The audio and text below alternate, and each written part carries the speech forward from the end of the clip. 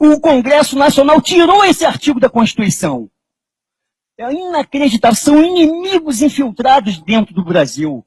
Nós precisamos entender isso. Quando o Fernando Henrique assumiu o governo na era do Itamar Franco, a dívida interna do Brasil, era de 30 bilhões de reais. Quando o Fernando Henrique saiu do ministro, foi presidente, a dívida era de 60 bi de reais. No final do governo Fernando Henrique, ela chegou a 687 bilhões de reais. E no final da era Lula, quase 1,6 trilhão de reais. Tá?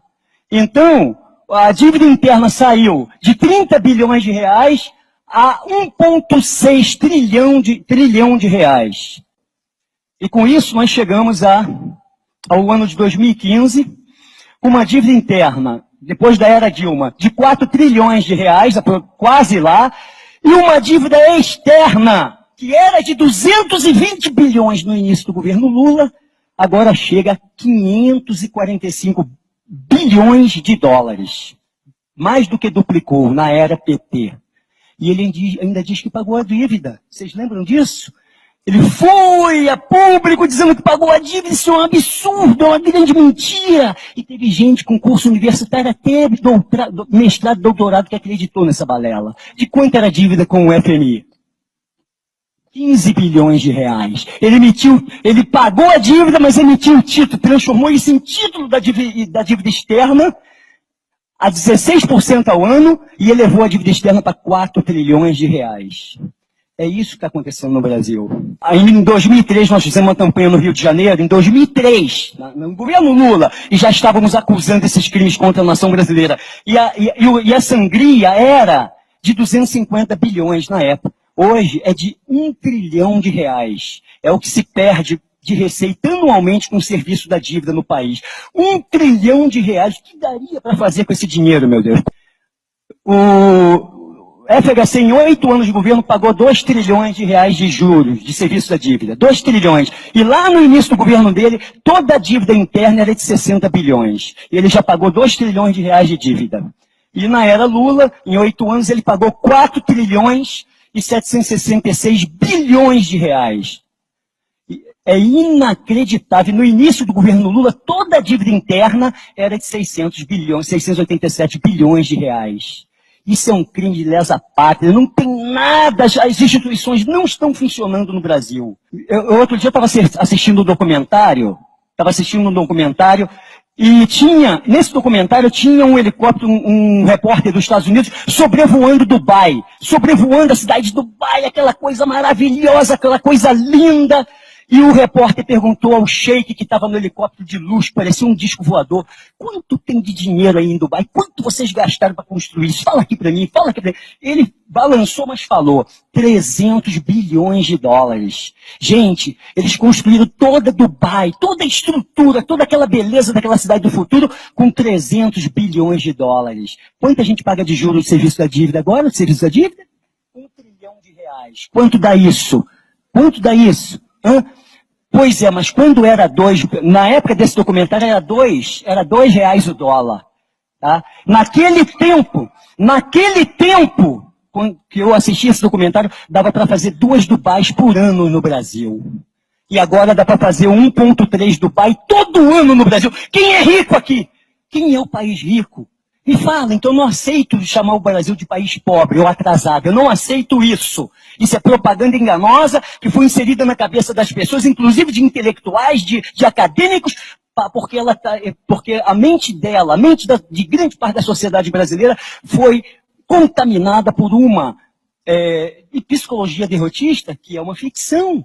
O Banco Central é público ainda, mas se comporta como se fosse privado. Ele não cumpre com as suas funções. Quais são as funções do Banco Central? Regular taxa de juros e emitir moedas para desenvolver o desenvolvimento do Brasil. Ele faz o contrário. Ele aumenta a taxa de juros e enxuga a economia, limitando o volume de moeda circulante no país a 5%. Ou seja, a moeda que circula no país representa apenas 5% do PIB. Meu amigo, em qualquer país avançado, economicamente um pouco menos apertado, arrochado pelo sistema, é 40%, é 35% ou 40% o montante de moeda circulante no país.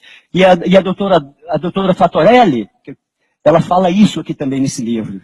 E como é que ele faz isso, doutor Ribas? Como é que ele faz isso, patriotas? Como o Banco Central faz isso? Ele vai lá no caixa do banco, tem aquela dinheirama dos juros, dos 400% de juros que ele recuperou, que ele recolheu da população, das empresas que pagam juro absurdo, juros do governo, ele está com aquele montão de dinheiro. O governo federal fala, não joga na economia, porque isso vai causar inflação.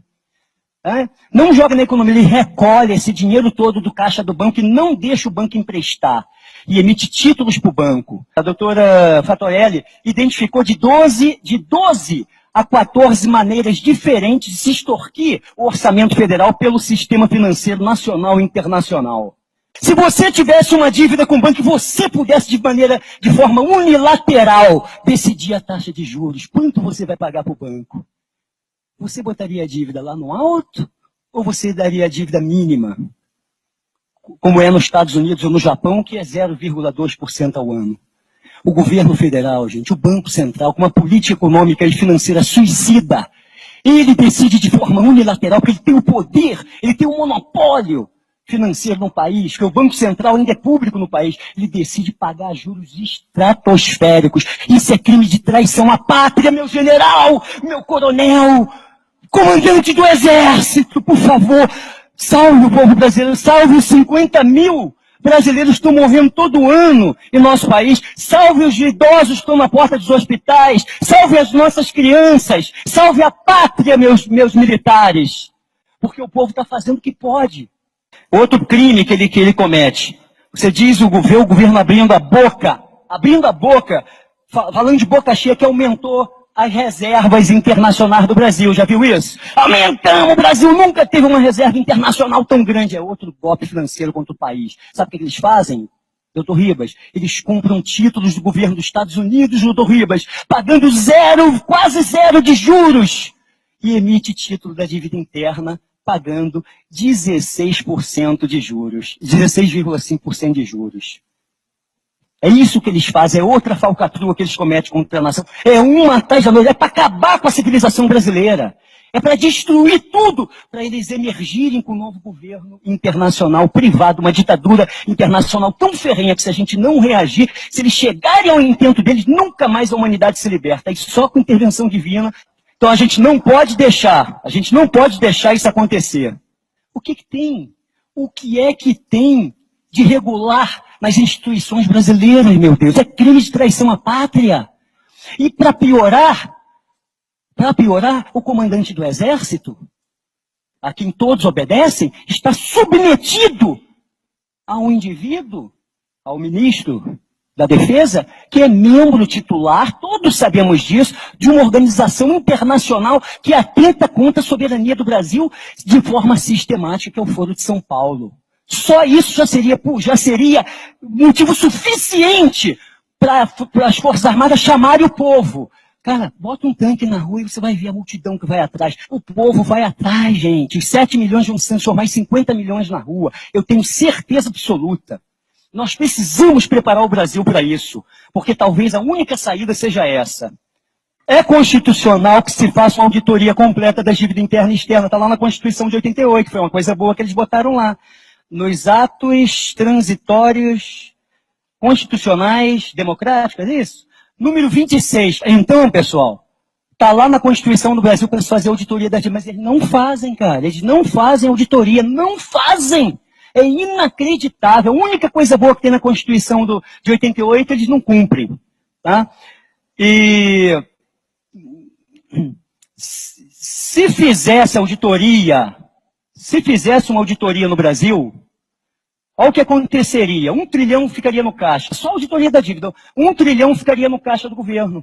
Não sairia. Por quê? Porque essa dívida não suporta uma auditoria, é um castelo de cartas. É uma mentira. É juros sobre juros. São falcatruas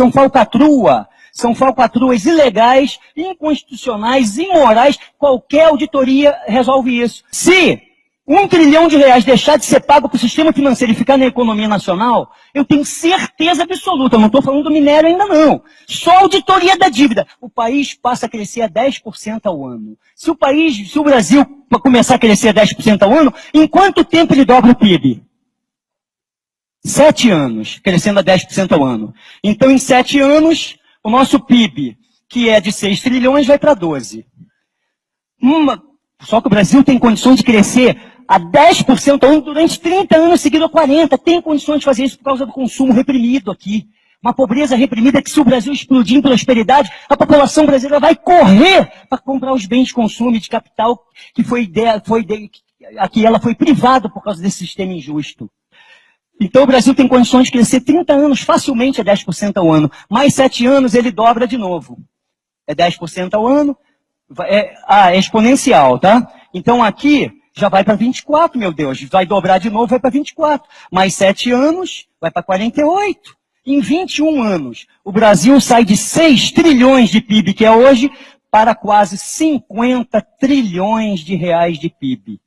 Se nós entrarmos no caminho do progresso. Quem é pobre? Se a gente chegar a 50 trilhões de PIB, num ciclo industrial magnífico que levaria 20 anos só, o Brasil estaria disputando com os Estados Unidos a primazia da primeira economia mundial. Você pode fazer as contas, você vai ver que 50 trilhões fica perto de 20 trilhões de dólares, que é o PIB dos Estados Unidos. Está entendendo isso?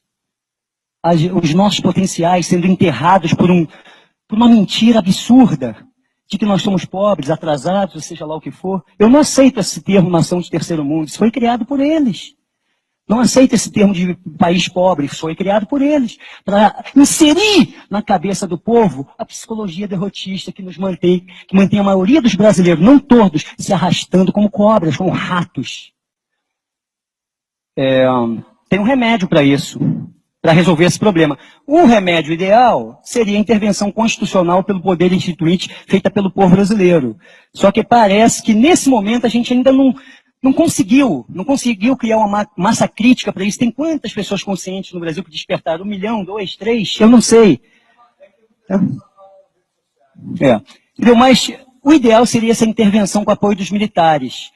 No dia seguinte, depois de uma possível intervenção popular, constitucional, com apoio dos militares, quando aplicar o estudo de cenários e fizer um governo provisório, um governo transitório, constituído, um Estado maior constituído de civis e militares, tá? Aí nós vamos poder aplicar os 32 pontos que vão transformar o Brasil na primeira, no mínimo na segunda potência mundial. Tá? E desses 32 só vou falar 5 principais, para encerrar e encerro aqui. Os 5 principais são auditoria completa das dívidas interna e externa. É imprescindível. Os movimentos impeachmentistas e os intervencionistas precisam falar isso toda hora.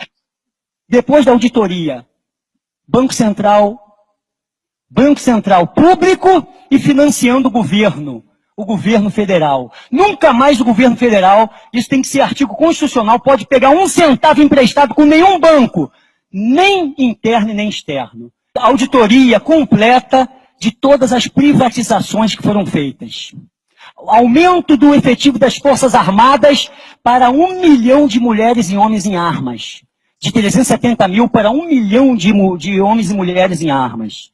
E para finalizar, o último item. Uma contra-revolução cultural no Brasil. Acabar com toda a interferência cultural do marxismo, do gramicismo, do Herbert Marcusismo, né? E tudo que vem degenerando a cultura e a moral do povo brasileiro nos últimos 40 anos. Uma contra-revolução nacionalista para dizimar essa cultura demoníaca e transformar o comunismo, a divulgação do comunismo em crime hediondo, de traição à pátria.